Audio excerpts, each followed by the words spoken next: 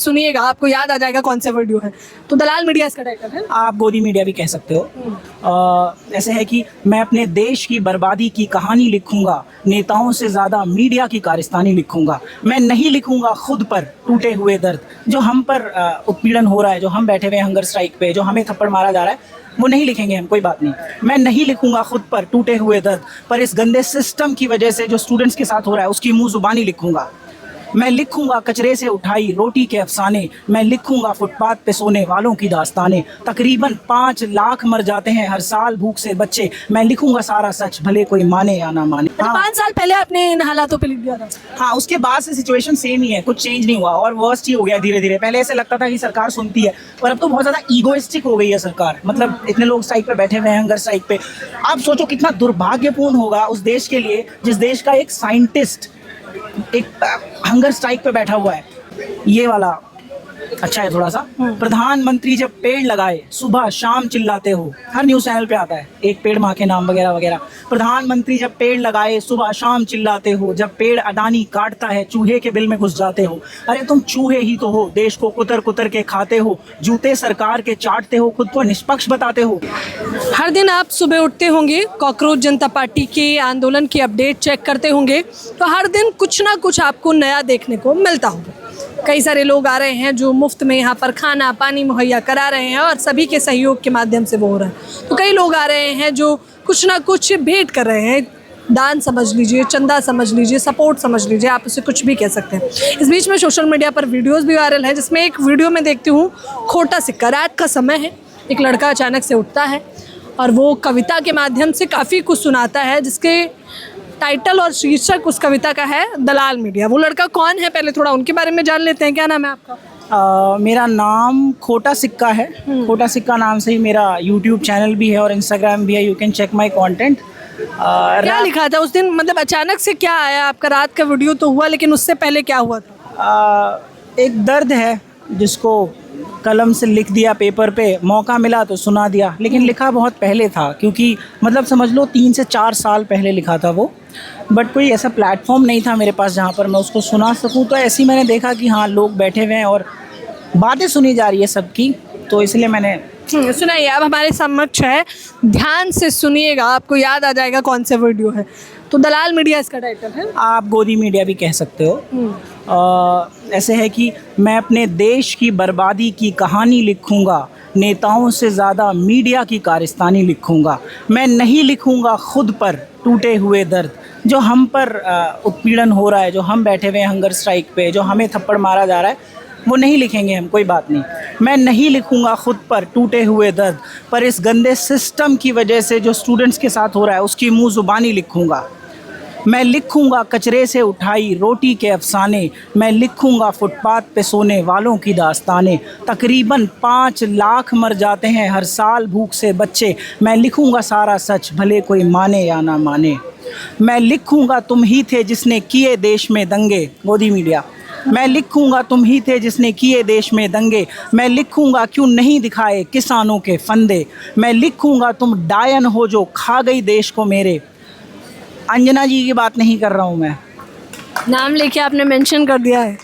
लोग ऐसा बोलते हैं कि उनको बोल रहे हो, तो मैं उनको नहीं बोल रहा हूँ। अंजना ओम कश्यप जी को नहीं बोल रहा हूँ मैं। तो किसको बोल रहे हैं? गोदी मीडिया को, जो भी हो।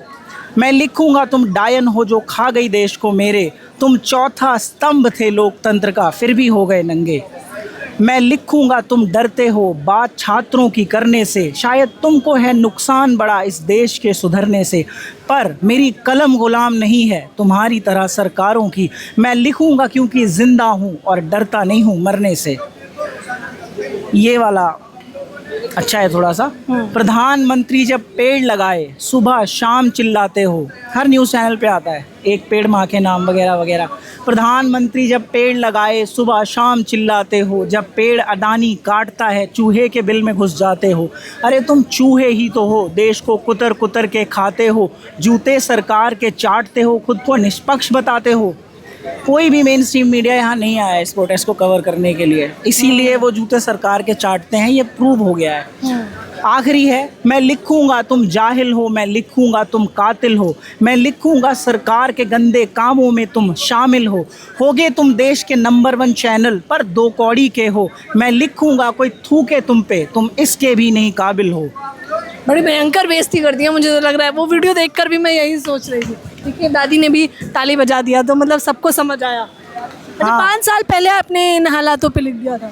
हाँ, उसके बाद से सिचुएशन सेम ही है, कुछ चेंज नहीं हुआ और वर्स्ट ही हो गया धीरे धीरे। पहले ऐसे लगता था कि सरकार सुनती है, पर अब तो बहुत ज़्यादा ईगोइस्टिक हो गई है सरकार। मतलब इतने लोग स्ट्राइक पे बैठे हुए हैं, हंगर स्ट्राइक पे। आप सोचो कितना दुर्भाग्यपूर्ण होगा उस देश के लिए जिस देश का एक साइंटिस्ट एक हंगर स्ट्राइक पे बैठा हुआ है।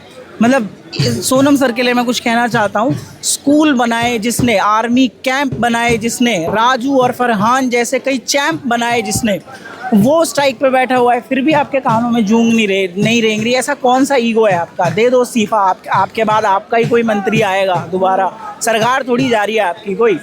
बट बहुत ज़्यादा ईगो हो गई है अब सरकार में। तो अच्छा, इस आंदोलन को कैसे देख रहे हैं? क्योंकि 14 दिन बीत चुके हैं और 6 दिन भूख हड़ताल को भी बीत चुके हैं, क्या कुछ बदलाव देखा आपने?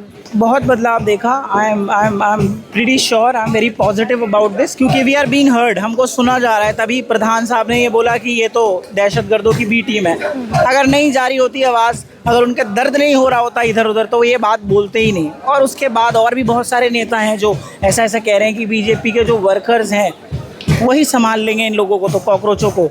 तो मुझे लग रहा है कि हाँ, हम सही दिशा में चल रहे हैं आगे। पीसफुल प्रोटेस्ट है, तो हम कोई ऐसा काम नहीं करना चाहते जिसकी वजह से हम पर कोई दाग धब्बा लगे। तो ऐसे ही चलता रहेगा। गांधी जी के रास्ते पे चल के बदलाव लाने की कोशिश है हमारी। गांधी जी के रास्ते पर चलकर बदलाव लाने की कोशिश है हमारी। जो जनरेशन, माता पिता, जो भी दर्शक आपको देख रहे हैं, उनसे अगर एक बात कहें तो वो क्या हो? मैं आपसे ये बोलना चाहता हूँ कि आप कहीं भी रहते हो हिंदुस्तान में, अगर आपके लिए आना पॉसिबल है तो आप आइए, क्योंकि ये लड़ाई सिर्फ मेरी या अभिजीत दीपके की या सोनम सर की नहीं है। आपके घर में भी कोई ना कोई बच्चा होगा, आगे जाके नीट के एग्ज़ाम्स देगा, या फिर अभी भी वो किसी ना किसी प्रॉब्लम से जूझ रहा होगा, क्योंकि एजुकेशन सिस्टम ही बहुत ज़्यादा लीचड़ और ख़राब है। तो आप प्लीज़ प्रोटेस्ट में आइए, और अगर आपके बच्चे आना चाहते हैं तो उनको आने दीजिए। ये बहुत सेफ़ एनवायरनमेंट है, लड़का लड़की सब रात को यहाँ पर रुकते हैं। आप भी कई बार रुके होगे रात को, आपको ऐसा कोई प्रॉब्लम फील नहीं हुआ ना? नहीं, बिल्कुल नहीं। मैं एकदम 24 घंटे खाना पानी अवेलेबल है, वॉशरूम अवेलेबल है। तो प्लीज़ आइए, यही रिक्वेस्ट है आपसे। और हमको एक चीज़ और, हमको आपकी सिंपैथी नहीं चाहिए। आप घर बैठ के अगर सिंपैथी दे रहे हो कि बच्चे स्ट्राइक पे बैठे हुए हैं या फिर बहुत बुरा हो रहा है हमारे साथ, हमें वो सिंपैथी नहीं चाहिए, हमें एम्पैथी चाहिए आपकी। तो आइए प्लीज़।